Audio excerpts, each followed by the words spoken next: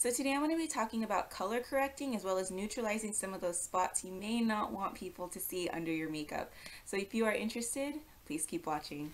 Okay, so the topic of neutralizing and color correcting. Now, if you understand color theory, then you'll have no problem with neutralizing or correcting any problems on your skin with makeup. So when we talk about color theory, we are talking about the color wheel. I'm going to go ahead and flip to a picture of the color wheel and go ahead and explain to you how it works. So this is just a basic image of the color wheel. Now the theory behind the color wheel is that colors that are opposite from each other will cancel each other out. For example, if you take a look at red, the shade that's opposite to red is green, therefore green will cancel out red tones.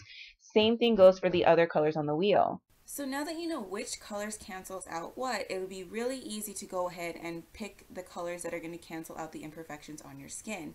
So what I'm going to show you is a clip on the colors that I use, on a regular basis to go ahead and cancel out some of that irregular color on my skin. So let's go ahead and flip to that footage. So I have a lot of redness, so the color I'm going to show you is light green, and I'm going to go ahead and apply that similar to the way that I apply concealer. I'm just going to go ahead and lightly pull back on the lever just to release tiny amounts of pigment at a time just to cover those areas. Now you don't want to cover them completely because you don't want to have a big blotch of green or a big blotch of whatever corrector color you're using. So just apply it lightly as to be able to counteract some of that redness.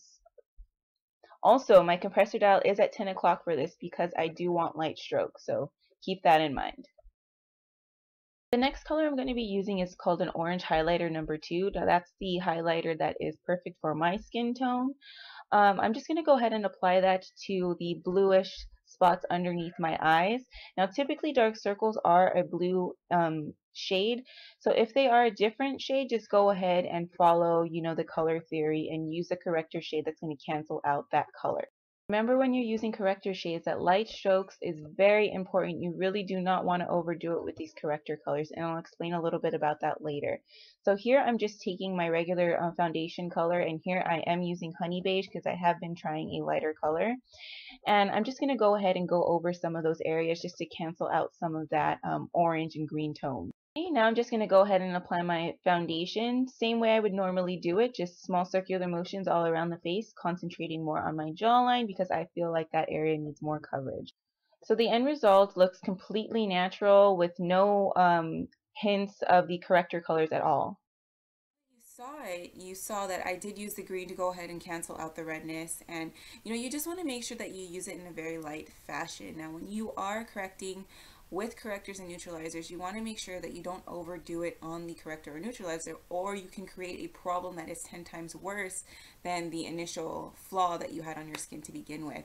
So you really want to make sure that you have a light hand, and don't get discouraged if the whole thing is not covered right away. Remember, with airbrush makeup, it's super buildable, so you're going to put that layer on, then you're going to put another layer over it, and then another layer over that. So you're looking at already 3 layers of coverage. So don't get discouraged if you don't see it covered right away. Don't think it's not going to work. Trust me, the end result is beautiful. So I really recommend that you go ahead and take advantage of some of the corrector colors and neutralizing colors that Dinair has to offer, because doing it with airbrush makeup, quick, easy, like you just saw me do here. You can work it into your routine super fast. They offer a green corrector, they offer a yellow corrector, they offer white corrector, they offer alabaster as a corrector. It's just the lightest skin tone that you can get.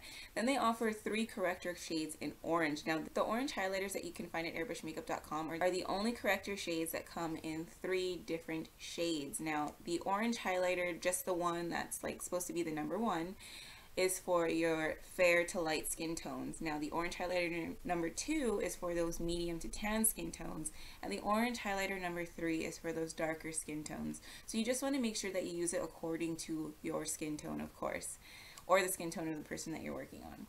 So I think that pretty much covers, the ones that Dinair offers. They might offer more. I know that they do offer a set that is a neutralizer set that you can just pick up if you are like a makeup artist, or you're doing makeup constantly. I think that would be a really good set to have. Otherwise, you can just do what I did and just pick out the colors that work for you. Like I have the green and I have the orange highlighter number 2. So I mean, those work for me. I would love to try the yellow one. Maybe I'll add that to my kit, but otherwise, they do have a wide range of colors and shades, and all different uses for them, so I definitely recommend checking them out. I hope this video tutorial was helpful. If you have any questions or comments, please comment in the box below. Thank you so much for watching, and please don't forget to like, comment, and subscribe.